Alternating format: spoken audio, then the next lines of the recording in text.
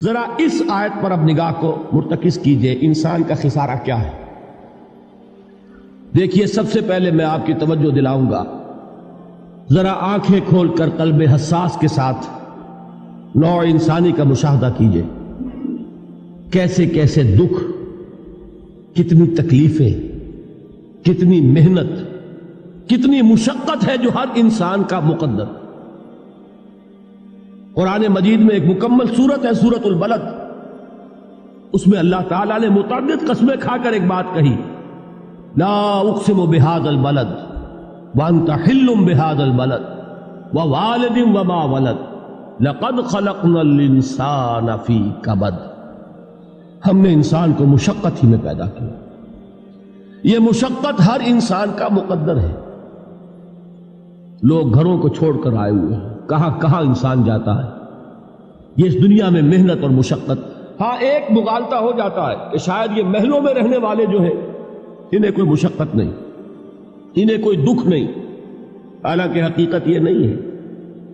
جو جتنا امیر ہے آپ دیکھیں گے اس کی جسمانی مشقت کم ہے، ذہنی کوفت زیادہ ہے۔ ٹرینکولائزرز کی انہیں ضرورت پڑتی ہے، انہیں سیڈیٹیوز چاہیے، خواب آور دوائیں مزدور کو نہیں کبھی ضرورت پڑے گی۔ وہ 8 گھنٹے کی محنت کرنے کے بعد احساس ہوتا ہے کہ وہ صبح ہی کی خبر لے گا۔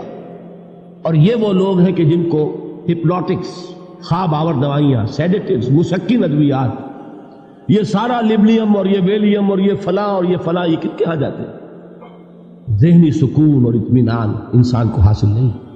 کسی کی جسمانی مشقت ہے، کسی کی ذہنی مشقت۔ میں آپ کو یاد دلانا چاہتا ہوں مہاتما گوتم بدھ کا معاملہ۔ 30 برس کی عمر میں کپل وستو کا شہزادہ محل کو چھوڑ کر نکل گیا، جوان بیوی کو سوتا ہوا چھوڑ کر گیا، شیر خوار بچے کو چھوڑ کر گیا۔ راجدھانی میں رہنے والا محل کا باسی، جسے یہ معلوم ہے کہ باپ کے بعد مجھے یہ سلطنت ملنے والی ہے، کیوں گیا؟ کبھی کبھی آپ نے سوچا؟ اس نے انسان کے غم اور دکھ کا مشاہدہ کیا۔ اس نے دیکھا کوئی اندھا ہے، ٹھوکر کھا کر گر رہا، کوئی والدین کھڑے ہوئے رو رہے ہیں اور ان کی نگاہوں کے سامنے ان کا نہایت محبوب بچہ دم توڑ رہا اور وہ کچھ نہیں کر سکتا۔ اس نے سوچا یہ صدمہ کیوں ہے انسان کا، یہ دکھ اس کا مقدر کیوں ہے؟ اس صدمے سے، اس دکھ سے نجات پانے کی بھی کوئی شکل ہے کہ نہیں؟ انسانوں کی ایک عظیم اکثریت، شاہ ولی اللہ دہلوی رحمۃ اللہ علیہ کے الفاظ ہیں کہ وہ لدو اونٹ اور کولو کا بیل بن کر زندگی بسر کرتی ہے۔ جو 8 گھنٹے تک اینٹیں ڈھو رہا ہو، اس شخص کا تصور کیجیے آپ، وہ واقعی انسان ہے یا حیوان بن گیا ہے؟ اور 8 گھنٹے کی اس محنت کے بعد بھی ہو سکتا ہے کہ 2 وقت کی روٹی اسے پوری نہ ملے۔ اور یہ تو ہو سکتا ہے، نہیں ہوتا ہے کہ اگر بچہ بیمار پڑ گیا ہے تو شاید کوئی برتن بیچے بغیر اس کی دوا کا سامان نہ کر سکے۔ ایسا شخص کتنے بوجھوں تلا دبا ہوا ہے، کتنی مشقت کے اندر پسا ہوا ہے۔ لدو اونٹ اور کولو کا بیل انسانوں کی عظیم اکثریت کی سطح پر زندگی بسر کرتی ہے۔ لیکن آپ کو معلوم ہے کہ کولو کے بیل کے لیے مشقت ہی مشقت ہے، اس کے احساسات یہ نہیں ہیں جو کہ ان سے انسان کو جو صدمہ پہنچتا ہے۔ ایک بیل کو اس سے کوئی غرض نہیں کہ اس کا کوئی بچہ بھی تھا کہ نہیں تھا، اس کو کوئی بخار ہوا ہے یا کیا ہوا ہے، اس صدمے سے وہ بیل بچا ہوا ہے۔ گھوڑے کو کوئی پتہ نہیں کہ میرا بھی کوئی اولاد میری ہے یا نہیں ہے، اور مجھے اس کا کوئی صدمہ ہے یا دکھ ہے، کوئی پتہ نہیں۔ لیکن انسان کا معاملہ یہ ہے کہ والدین کو جو جو دکھ دیکھنے پڑتے ہیں اپنے بچوں کے لیے، اپنی اولاد کے لیے۔ رات کی نیند ہے حرام ہے اس لیے کہ بچہ بخار میں تپ رہا ہے یا درد سے تڑپ رہا ہے، لہذا نہ ماں سو سکتی ہے نہ باپ سو سکتا۔ میں نے ایک موقع پر دیکھا، لاہور میں کیروسین آئل، اس زمانے میں ابھی سوئی گیس نہیں آئی تھی، اور اکثر و بیشتر جو ہے یہی مٹی کا تیل جو ہے ایندھن کے طور پر استعمال ہوتا تھا، اس کی شارٹیج ہو گئی تھی۔ تو کئی فرلانگ لمبی قطاریں لگتی تھی ان دکانوں کے باہر، ڈپوں کے باہر، اور ایسے ایسے منظر بھی کہ ایک خاتون برقع پوش، ایک گود میں بچے کو لیے ہوئے، ایک کی انگلی پکڑے ہوئے، بوتل ہاتھ میں لیے ہوئے تیل کے لیے، اور کئی گھنٹے کھڑی ہے دکان۔ یہ مشقت انسان جھیلتا ہے کہ نہیں؟ غالب نے اس کا نقشہ کھینچا ہے کہ رنج سے خوگر ہوا انسان تو مٹ جاتا ہے رنج. مشکلیں اتنی پڑی مجھ پر کہ آسا ہو. ہم بھول جاتے ہیں، ورنہ واقعہ یہ کہ قلب حساس ہو اگر اور قید حیات و بند غم اصل میں دونوں ایک ہیں. موت سے پہلے آدمی غم سے نجات پائے کیوں. اچھا یہ تو ہوا لقد خلقنا الانسان فی کبد. حیوانات کا معاملہ ایک اور اعتبار سے آسان ہے. ان سے کوئی محاسبہ بھی ہے کیا؟ کوئی جواب دہی بھی ہے؟ کوئی ان کو اللہ کے حضور میں کھڑے ہو کر اپنے اعمال کا حساب بھی دینا؟ نہیں. انسان کی یہ ٹریجڈی ہے، یہ المیہ ہے انسان.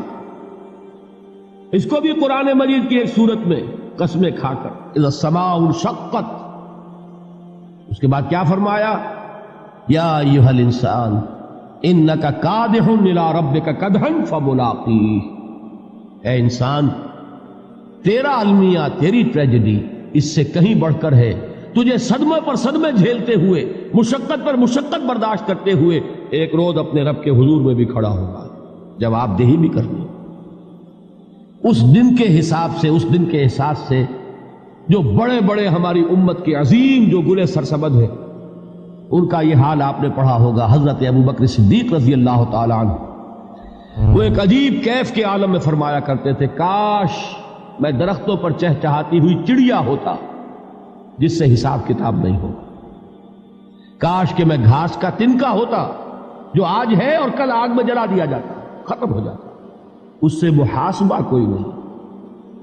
وہ جس کے احساس سے کہ حضرت عمر جو ہے اپنے انتقال کے وقت سخت بے چین تھے. ان کے بیٹے حضرت عبداللہ ابن عمر رضی اللہ تعالی عنہما نے ان کا سر جو ہے وہ اپنے زانوں پر رکھ لیا تو کہا نیچے ڈال دو. ایک عجیب بے کلی اور بے چینی. انہوں نے کہا ابا جان آپ کیوں پریشان ہیں؟ آپ تو عشرہ مبشرہ میں سے ہیں. آپ کو تو اللہ تعالیٰ نے جنت کی بشارت حضور کے ذریعے سے اس دنیا میں دی. حضرت عمر فرماتے ہیں کہ خدا کی قسم اگر قیامت کے دن عمر برابر سرابر پر چھوٹ گیا تو بہت بڑی کامیابی تصور. یہ احساس جن کو ہوتا ہے. حضرت علی کا حال کیا ہوتا ہے؟ ابھی جو آپ نے حافظ صاحب سے سنا، یہ حضرت علی کا معاملہ ہے کہ ایک تیر پیوست ہو گیا تھا، کسی طرح نکل نہیں رہا تھا. حضرت علی نے فرمایا کہ اچھا چھوڑو مجھے، میں نماز کی نیت باندھتا ہوں. نماز کی نیت پڑھتے تھے تو لرزتے تھے، کانپتے تھے. کس کے سامنے کھڑا ہوں اور کس کے سامنے مجھے ایک دن جواب دہی کے لیے کھڑا ہونا ہوگا. لن تزولا قدم ابن آدم، حضور نے خبر دی ہے ابن آدم کے قدم ہل نہیں سکیں گے. جیسے مجرم کھڑا ہوتا ہے کٹہرے کے اندر، اس کٹہرے میں سے ہل نہیں سکو گے حتی یسأل عن خمس، جب تک کہ 5 چیزوں کا حساب نہ لے لیا جائے. وہ 5 چیزیں کیا ہیں؟ کان کھول کر سنیے. عن عمرہ فیما افناہ، عمر کا حساب دو. یہ 80 برس اور 70 برس ہم نے تمہیں دنیا میں دیے، کہاں ضائع کیے.